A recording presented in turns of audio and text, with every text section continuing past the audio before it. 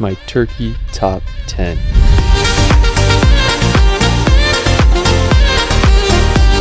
Turkey is home to some of the world's most fascinating landscapes. The country takes you back in time with its endless history and numerous ancient monuments. From the iconic city of Istanbul to the Mediterranean coast, Turkey just has so much to offer. Let's start this video off in the city of Pamukkale. Now located in southwestern Turkey, Pamukkale translates to Cotton Castle. It's famous for its thermal hot springs that have created these incredible white travertine terraces that are filled with blue, mineral-rich water. Now the hot springs have attracted people here for thousands of years. During the 2nd century BC, the ancient city of Hierapolis was founded right next to the hot springs. It became part of the Roman kingdom, and it quickly became to one of the most prominent cities in the Roman Empire. A lot of people retired here, and a lot of doctors would heal their patients in these thermal waters. Now today, the ancient ruins remain to help you imagine what it must have been like to live there during Roman times. I'd probably retire here if I lived back then. Now another fascinating place right by the hot springs is Cleopatra's Pool. It was an ancient man-made pool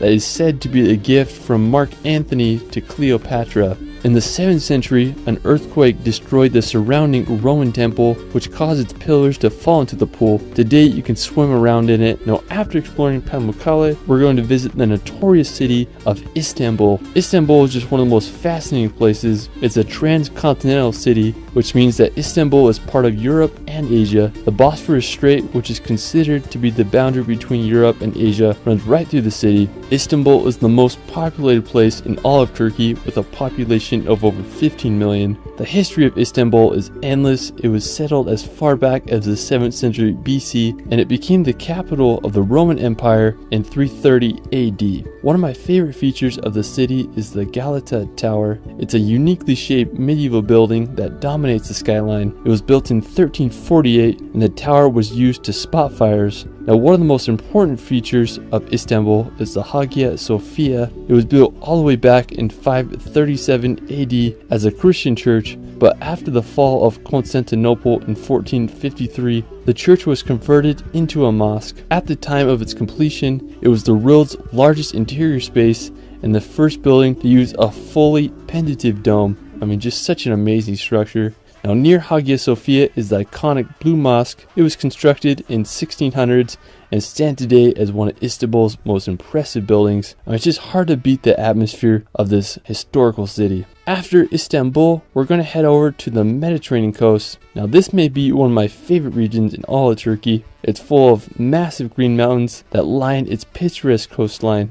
I mean, I think it would just be so awesome to be able to sail on a boat and find all of Turkey's hidden bays and beaches. I mean, I can't think of a better way to see Turkey. Now, one stunning place on the coastline is Deniz. It's home to this blue lagoon and super long beach, and it's one of the best places in Turkey to go paragliding. Now, just 16 minutes drive from Deniz, you can reach the Butterfly Valley. It's this scenic beach that is surrounded by steep cliffs. It reminds me a lot of Shipwreck Beach in Zakynthos, Greece. Now the best way to get there is by a boat ride from Deniz, or if you're a hiker, you can make the trek down. I mean, just such a cool place. Another beautiful place on the coast is Bodrum. It's a picturesque port city full of dock ships. One of my favorite features of the city is the Bodrum Castle. It was built by the Knights of Hospitaller in the 15th century. Today it's a museum for underwater archaeology. There's also other ancient ruins in the city, including this theater. You can also get an impressive panoramic view of Bodrum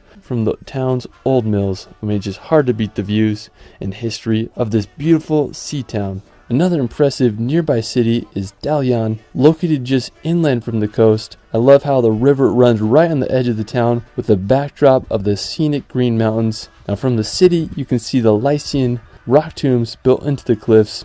Now a fun activity you can do in Dalyan is take a boat ride out to the Istusu beach. It's this really unique beach that has the Mediterranean Sea on one side and a freshwater lake on the other. The beach is also a nesting area for the endangered loggerhead turtles. I mean, it's just such a cool place, and there's just a lot to do in Dalyan.